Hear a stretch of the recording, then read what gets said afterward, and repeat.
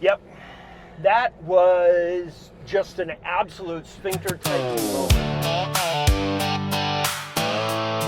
Ooh, yeah. Trucks rumbling, coffee in hand, had a plan, yeah. This was the plan. We're rolling into the story, winging it naturally. A little bit of chaos, a little bit of wait and see. If it all goes sideways, yeah, that's where we shine. Oh yeah, so buckle up, hang on, you're riding this ride with me.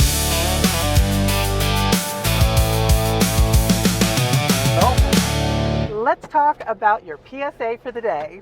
That's right. No amount of leakage protection is worth keeping the little piece of paper that is inside your diesel additive cap. So, yeah. I will say the guy at Ford wanted to tell me it was going to be okay. And he's like, ma'am, with what your vehicle costs, I don't even want to go there with you. So let's walk through what happened. Let's walk through what happened. So we pulled into Love's to let the girls out, get them some water. We're going to actually stop in about an hour to get some lunch because this place is under construction, so they have no restaurants. Restrooms are porta potties, the whole 9 yards, right? Yeah, and you can smell them coming in from the street. We're not going there. So I pulled in and got the diesel and started pumping diesel, and I'm like, oh, okay, I'm going to go ahead and put the diesel additive in, right? And the diesel additive has A black cap. It kind of looks like a liquefied. It does look like a liquefied container. Yeah. Right? You squeeze it, squeeze fill it up. Right. Yeah. So I stopped filling diesel, go to put the additive in, and all of a sudden I see this thing of white go by me, or go into the tank. And sure enough, that stupid little plastic thing that's inside the cap stuck on the top of the filler. And when he squeezed it, it went down in the tube. Almost all the way down in the tube. So we also used to have this picker thing that was long and skinny and would grab stuff. So what did we take out of the tools? Well, when someone was worried about the amount of weight that we had in tools and I downsized, that was one of the things that accidentally came out. Can I say you shouldn't have been worried about the weight? Now. Okay, listen. He was telling me I had to give up clothes. Ladies. Anyway, okay. So fortunately, it's not quite down. It's just down right before it takes the turn to the right. I don't know if there's an anti-siphon, screen down there or not. And I got a screwdriver that's just a ½ inch too short. Everything, right? Yeah. So we electrical taped 2 screwdrivers together because we are MacGyver, if nothing else. Yep. And we could get it to move. But I couldn't get it up much more than about an inch. The angle was just wrong. So. And the first trucker that was there, we asked him if he had anything, and he goes, I'd suggest a coat hanger, and kept going. Yeah. I saw a fellow RVer. He tried to help, but didn't have anything in his toolbox that would work. He had a Class A. Of course, we did mention the Loves was under construction, so they have no tools. They have. So I went over to the Loves Service Center, and they were actually really nice. Yeah. Even though they knew I was an RVer, really, really nice. But they didn't have anything. They said, the guy who does, but isn't here, and we can't get into his toolbox for obvious reasons. So I went over, and they were really, really nice. They didn't have anything. So I came back, and I found a different trucker. And Angela was sitting there. So here's the secret, right, is that when it's just me, the truckers were like, yeah. You have your wife with you. When they see you pacing, talking to the Ford dealership, which is what I did. And I have to say, the Ford dealer, extremely nice. They went out and got a mechanic. The mechanic got on the phone with me. Matt I didn't know where he was. He was over talking to the mechanics at the Loves, and I didn't know that at that point. And the guy was like, it's probably okay. He goes, it will disintegrate in diesel eventually. If it was gas, I would just tell you to go. And he's like, but he goes, here's what will eventually happen. When you stop, you're going to want to take it to a diesel mechanic and have them, at a minimum, change your fuel filter. And they're probably going to need to look for it and make sure that it's not in the intake for your fuel pump. At which point we decided we were going to try really hard to get that sucker out of there. Because, yeah, he's like, I can't reassure you it's going to be okay, not with what your vehicle cost, ma'am. I'm not doing that to you. So, yeah, really sweet guy. Really, really sweet guy. So then the trucker from CW England drove in, had heard the end of that conversation, had watched Matt and I try to get it out, came over and said, can I help you? And we told him what had happened. He goes, oh, I have something that'll get that out. Yep. Wire. He had flexible wire, and he twisted it. He did a really, like, probably a 24-inch, thing of wire, made it into a loop, right? Twisted the ends together, and then he had this little loop on the end that he put around it and just pulled it right up.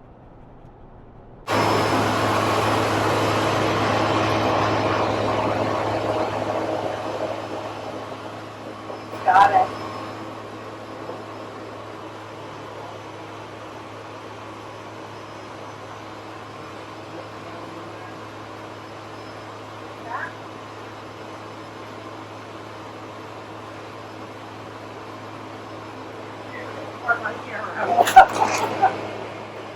Thank you very much. We had been trying for an hour. Yep.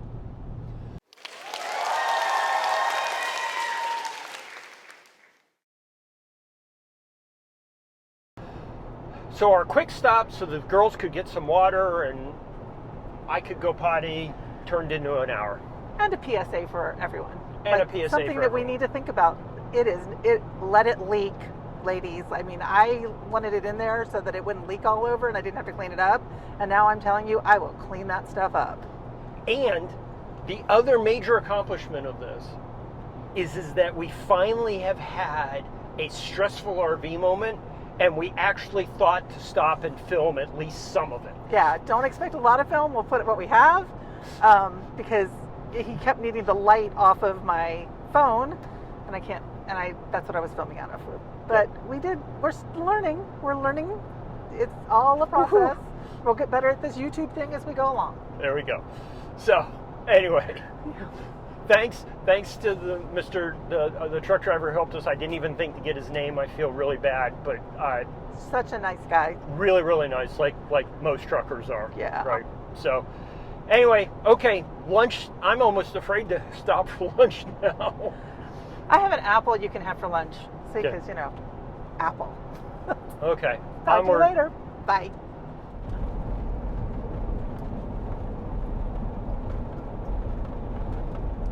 So this is what we've been driving through for the last 2 hours.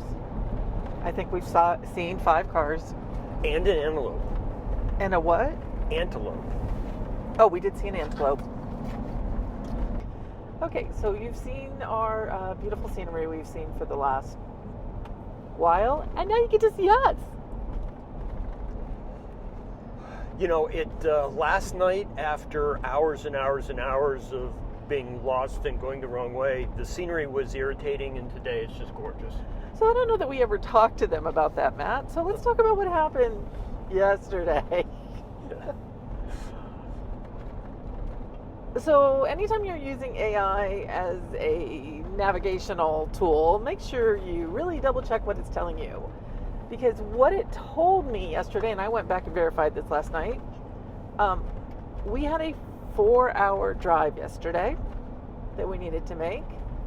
And it said, oh, but if you go this other way, it's going to be 4 lanes all the way, and it's truck safe, and the other ones were truck safe too, right? Because we had 2 truck, we have a Garmin that's a RV Garmin, and then we also were looking at RV Life GPS, and they're both truck safe, or at least RV safe too. So anyways, we decided to do the 4-lane one just to see what happens. There's a reason at the bottom of your Google AI searches Ed comes up and says, AI may be wrong. It wasn't that wrong. It was only double the amount of time wrong. Ugh. Like 8.5 hours later, we're pulling into the campsite and we're barely speaking. And we weren't mad at each other. I was frustrated with myself because I know better. I'm still frustrated. It looked really reasonable. It was great, right? She did this search. She had the conversation. It looked really good, really intelligent, really promising. It had given some good insights for our drive over the next couple of days. And she pulled it up on the map on her phone and said, yeah, that looks reasonable, right? But the problem is the map on the phone, right, scaling's a little different and lots of stuff going on in the car and Daisy barking and My favorite one is we're going on to a U.S. route. Yeah. And there is a way that we can get from I-80 to I-76 directly to this route. And it took us 40 minutes out of our way to get back to that spot. And by the time we'd figured it out, it was just better to keep going than it was to try and U-turn on a 2-lane highway.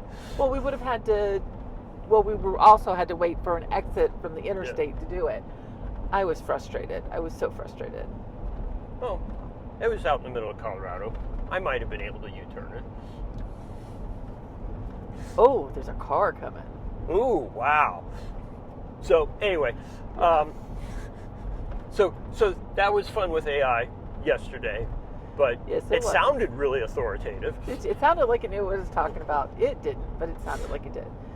Now, I will say that our drive tomorrow, I've done the AI searches on it, and the original drive I was going to do, it did bring up a very major flaw in my plan. Right. So we're approaching a different way. So not that we can't handle going up and down Monarch Pass. We can. I mean, we've had passes like that going into Alaska. We could do it. That being said, we don't have to. Right. So we're not going to. Right.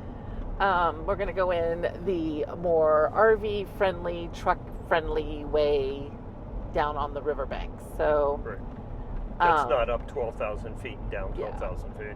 Yeah, and then there's the other side. And then I know I've mentioned this before. I'm asthmatic. I don't want to do height changes like that if I don't have to.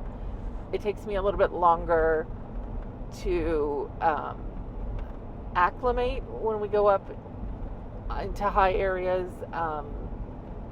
So I would rather not unless I have to. Right? So we're going to go...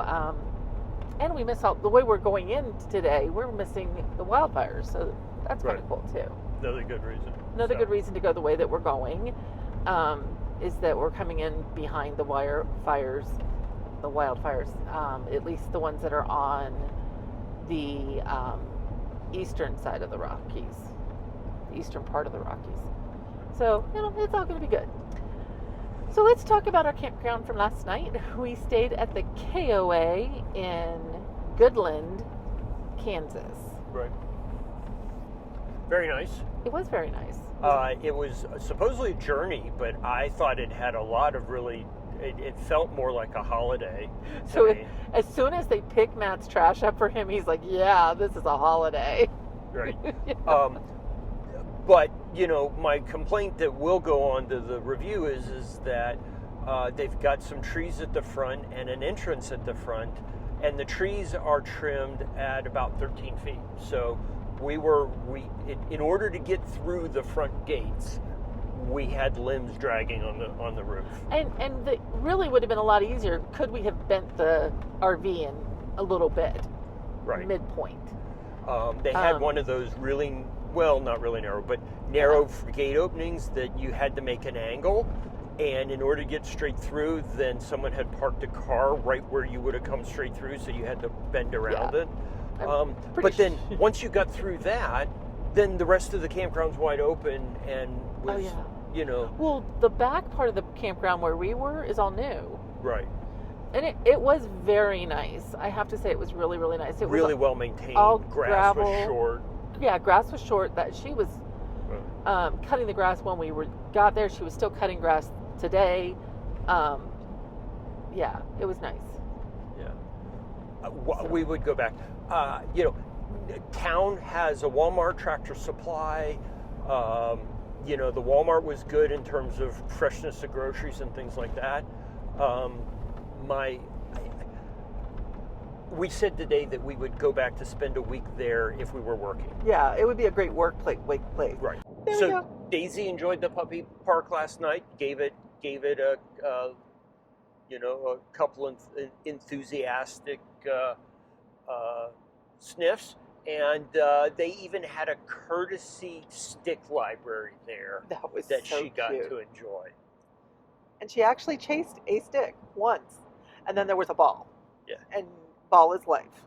Like, it's with this one, she will play with other toys, and she likes her stuffies and stuff. But if you introduce ball is life. Yeah. Which, so far, we haven't broken her of that. We have broken every dog we've owned of that. So hopefully we can keep that one with her. Yep. So overall, definitely would stay again last night. Really nice Yeah. people at it. Nice facilities it looked like, and we'd stay again for sure. Yeah. For sure. Yeah. Definitely over the one the night before for sure, too. Oh yeah. The one the night before was just, it was pretty depressing. Yeah. Okay, so it reminded me of the trailer park my grandmother lived in. Yeah. Yeah. We'll just go there. Yeah. It was depressing. Okay, so on to hopefully an early day today. We're going to be staying at Love's. We're going to sit at a Love's Travel that has like 50 or 60 slots in it. Yeah. And you know, they're fine. They're kind of, well, to me they're kind of like a KOA. You spend the night and you keep going. Yeah. KOAs typically have more amenities, even Yeah. the journeys. Yeah. But yeah, the nice thing about this Love's is that it is not one of the ones that the RV things are right next to the pumps. Yeah. And we were able to reserve one that was pretty far away from the truck, so we won't have as much issue with truck noise all night. Yep. So, yeah. The bad news about this one is that there's 2 dump stations on the way out, but there's no septic there. So tomorrow when we get ready to leave, we've got a couple of. But wasn't it like that in the one in Texas too, that there wasn't a septic? And on that one, the dump station was over. You had to actually pull into the where the pumps are, where the gas pumps are, to dump. The one south of Maybe. whatever. Yeah, I don't remember. I know we were only there for a night, so we didn't even need to hook up. But anyway, so interested in seeing it, and Having a dump station at all is nice. yeah. So, and the nice thing is that where we're at tomorrow will be a shorter day. So if we pull out and it takes 20 minutes or a half hour to be at the dump station before we leave, that's not too much of a problem. Hopefully, this Love's is not going to be undergoing construction like the one we had our disaster with yesterday that you've seen, because we may be relying on it for things like coffee and breakfast stuff. No, this is a pretty good sized town that we're Oh, is going it? to. Okay. I'm pretty sure there's a Walmart. Okay. So yeah, but no, I don't think we're going to be relying on it for food. So, but you know, plus Cool. my honey went to Walmart last night. We have food. But I forgot creamer. We don't have creamer. That's a national emergency. Coffee is needed. Yes. Coffee is life. Yeah, for me, coffee is life. Sorry about this.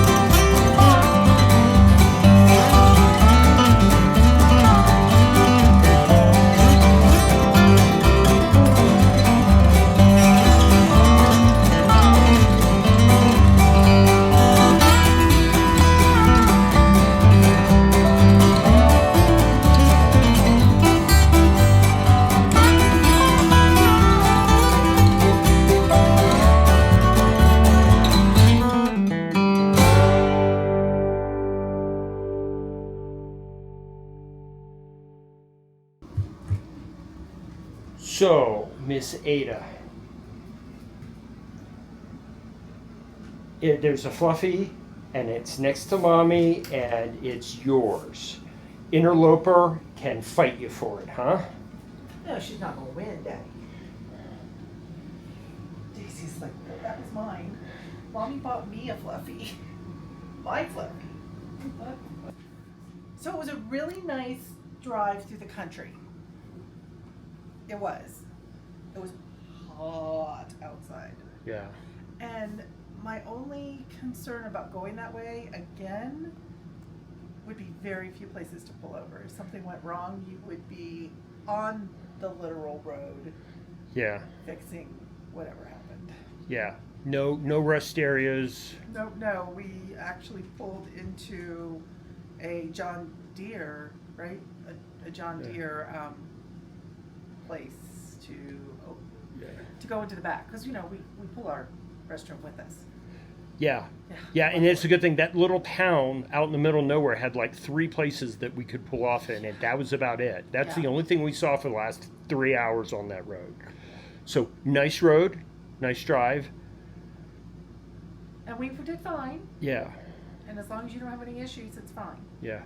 Hot, and the rolling hills the last 70 miles really taxed the truck. Yeah, we didn't realize how steep those hills were. They were steeper than we thought they were. Yeah, and it was continual hills. And it was like up and down and up and down. And yeah, the goose was not happy towards the end. Yeah. I mean, nothing's wrong with it. It's not hurt. It's just it was continuing to run the fan to try to keep cool because it was 97 degrees outside. Yeah. So we've been to Safeway? Yes, cute little Safeway. Reminded Matt of the one in Valdez. Yep. Pricing and included. supply. Yes. So, it's been a long day. I think the rig's nice and cool. We pulled in, the rig was 74 degrees. Yeah. And with the batteries completely charged. And every time I looked at the Victron today, only one of the 2 ACs was running up front, and the AC in the back was either running or not. But most of the time it was running too. And we were generating trickle, like 98 watts, or losing like 120 watts, right? So I think it did great. Yeah, cool. Yep.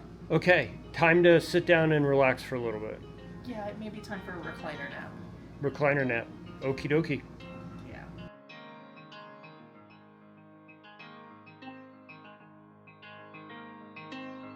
I've been so many places, I've seen them all with open eyes. Seen islands, open spaces, Serengeti sun slowly rise. All these memories, I hold them near me when I sail the Aegean Sea. But there's one place for me.